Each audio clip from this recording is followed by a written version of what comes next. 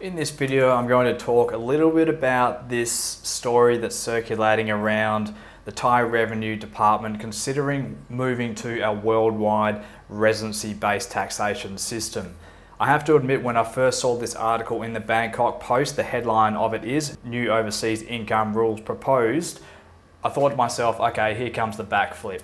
After all the controversy around the tax changes that came in on the 1st of January 2024 with the taxation of remitted foreign sourced income, I thought when I saw this headline things might be getting walked back a few steps, but I was wrong. It turns out the Revenue Department wants to double down on taxation, or at least they're considering doing that. And this would be a monumental change. A residency-based taxation system taxes worldwide income, remitted or not, regardless of where it is earned. This is precisely the kind of tax system that a lot of people in the West are trying to escape from. Places like Australia, Canada, and so forth all operate under residency-based taxation systems.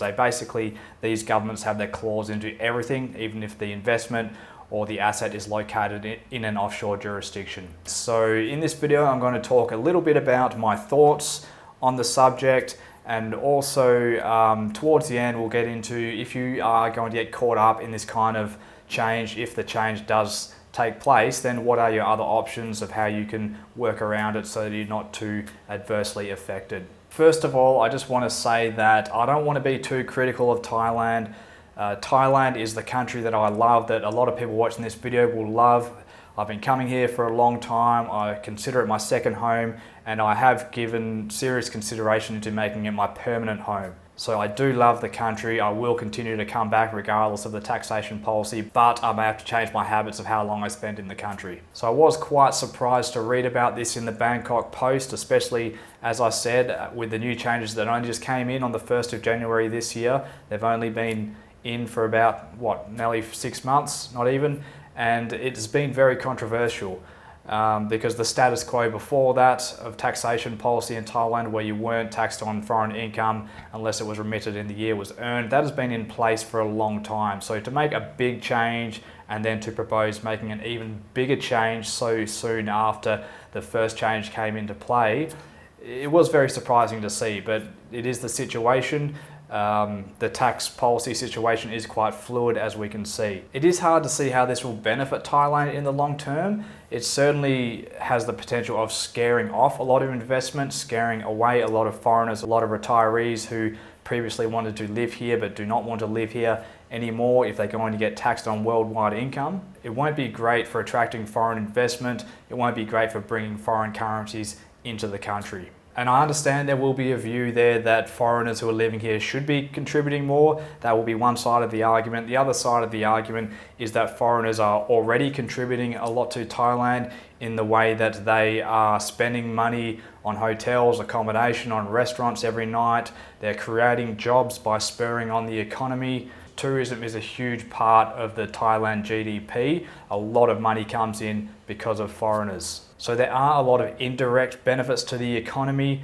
There also are direct benefits taxation-wise. While in the past a lot of people were not paying tax in Thailand if they had overseas income, they were still paying a lot of tax as far as VAT goes and sales tax. There is a sales tax on just about everything you buy in Thailand, so there's still a direct taxation benefit to the bottom line of the Thai budget from foreign people living here. Between that and the general spending in the economy, you can't really say that foreigners don't contribute anything, because they contribute a lot. And there will be people that argue, why should I be paying all tax on worldwide income if I'm not receiving any benefits in the country? I don't get a pension from Thailand, I don't get public health from Thailand, I don't get any other governmental or welfare benefits in Thailand. Not that they're asking for that, but normally when you contribute taxes to a country, you expect something in return. That's not necessarily my view, but it certainly is a view that gets passed around from time to time. So how do I think this will affect people living in Thailand or choosing to make it their place to retire? Well, it's certainly not good.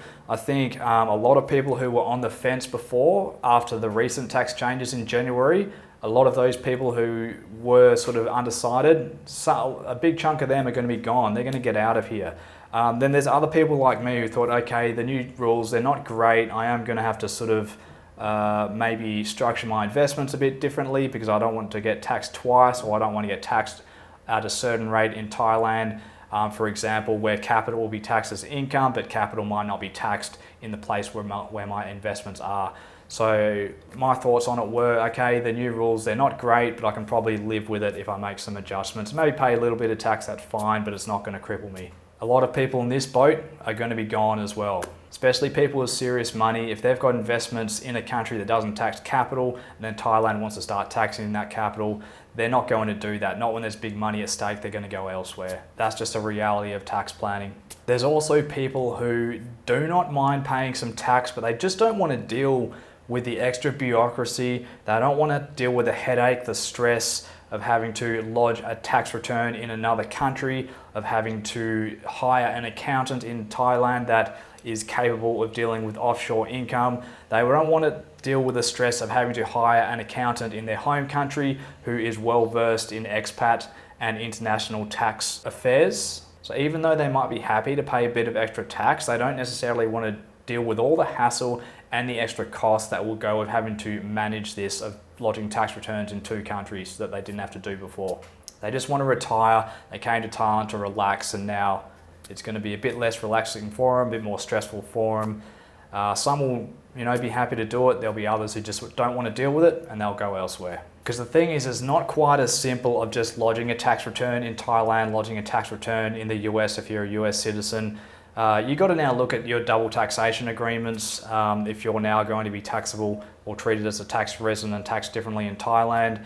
Dealing with double taxation agreements is not a part of the accounting professional that every CPA is familiar with. It's a niche area of work, so that means you're probably going to have to pay more for an accountant who is comfortable working with double taxation agreements across different jurisdictions. It probably sounds like I'm trying to milk this. I'm not, but we are running a business here. If you do need to talk to someone who works with double taxation agreements, we can help you to work through your tax issues there. It is frustrating to see this kind of thing. That's, a lot of people's initial, feeling on the matter, but, we understand that Thailand is not our country. We are guests here. We operate under their rules. That's how it is. We're okay with that.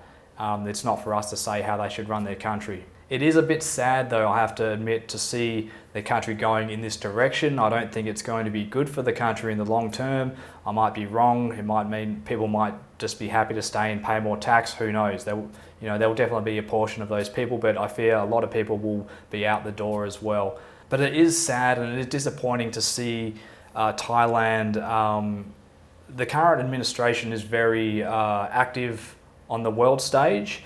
There's been, they're trying to get membership into the OECD, joining the club of Matthias Cormann and co, the former Australian politician who heads up the OECD. Because once you start taking directions from these elite globalist groups who want to mandate a global taxation framework, you're sort of under their thumb. You sort of have to do what they want if you want the benefit of being in the club. But again, you can't knock the Prime Minister for doing what he thinks is in the best interest of the country. I'm just a foreigner here, I have to play by their rules. So if you do not want to get caught up in this, if you rely on your investments being taxed at concessional rates in a particular country, that you may lose access to those concessions under a double taxation agreement with Thailand. If that is your situation, if you are going to be financially impacted by this and it's just not an option for you to stay, or you have to work around it, what can you do?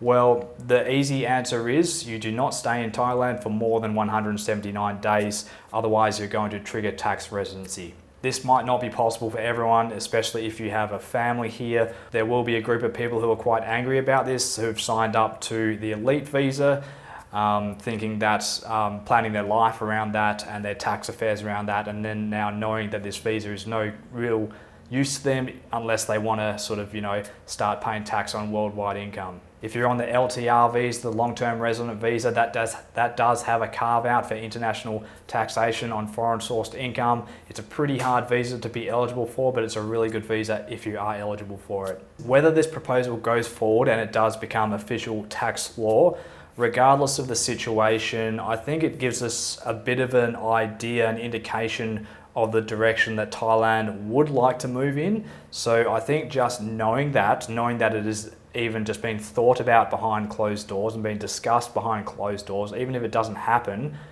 it's good to know that the government is at least thinking about it and that it is a possibility at some point in time. And then once you understand that, it's not a bad reason to have a bit of a backup plan so that if a sudden change does come in, and we know that policy change can happen very fast in Thailand, it can be very fluid. If something does happen quite quickly, have a backup plan so that you can sort of move around it and make other arrangements and not end up losing a packet of your money to taxation. It's going to become very difficult to do tax planning if you are living in Thailand or spending more than 180 days in the country if this law gets up. The fact of the matter is, if you're not on a special visa like the LTR, or if your investments are structured in a way that you will be taxed quite heavily in Thailand under these rules if they get up, the only option for a lot of people will be to limit their time in the country. So don't stay in the country more than 179 days so that you do not trigger tax residency. You might want to start breaking up your time a bit more. So you're in Thailand for 175 days, not quite 6 months, and then you might go to Cambodia, you might go to Vietnam, you might go back to your home country, maybe you go somewhere in South America or Europe, wherever you want to go, but you break up your time a little bit so you're not in Thailand long enough to trigger residency. A lot of people will want to have a tax base somewhere, especially if they do not want to be taxed in their home country, if they're trying to reduce their tax. For people like that, as I said, Thailand is not going to be a very good option for tax planning if these rules go ahead. So if you're looking to stay in Asia, you'd be looking at places like Malaysia or the Philippines, who have a lot more friendlier tax policies towards foreigners. The other option is, if leaving isn't an option for you, or if you just really want to stay in Thailand, get very familiar with a double taxation agreement. Hire a good accountant in Thailand, in your home country, or at least someone who is very familiar with the double taxation agreements. Go through the tax treaty in detail, get a very good understanding of how certain investments are taxed, because some investments, some types of income, some types of capital have more beneficial tax treatment than others. So you might be able to find a particular kind of investment vehicle, a particular kind of income that does get reasonable taxation in Thailand. So you may want to move your investments and structure things around that, knowing that you will pay tax in Thailand, but you're not going to be taxed too heavily. So there will be a bit of work and a bit of cost involved in that if you want to go that route. You want to stay in Thailand, you want to pay some tax, or you're going to have to pay some tax, but you don't want to be taxed too heavily so that it's going to impact your retirement or whatever it may be that you need that money to live on. You're going to have to work your situation around the double taxation agreement. We'll wrap the video up there, guys. I don't want to be too alarmist about this, but I think especially if you have money that you want to protect, that you don't want taxation to take a giant bite out of it, or even if you don't have that much money and you are just very reliant on the small amount of money you have, it certainly does not hurt to have a bit of a backup plan, just knowing, okay, if this does happen, what are my options? I'm going to go through the double taxation agreement and see, is there a better way to structure my income? Okay, if that doesn't work for me and I'm happy to only spend 6 months in the country, where do I want to establish residency? What about Malaysia? What about the Philippines? Regardless of what happens, it's good to be thinking about this stuff and just have a basic understanding of how it affects you, because this is your life savings, this is your hard work, it might be your retirement that could have, you might be a lot worse off potentially. It might not affect you too bad, but you got to at least understand how you are going to be affected. Thanks a lot for watching, guys, and we'll catch you later.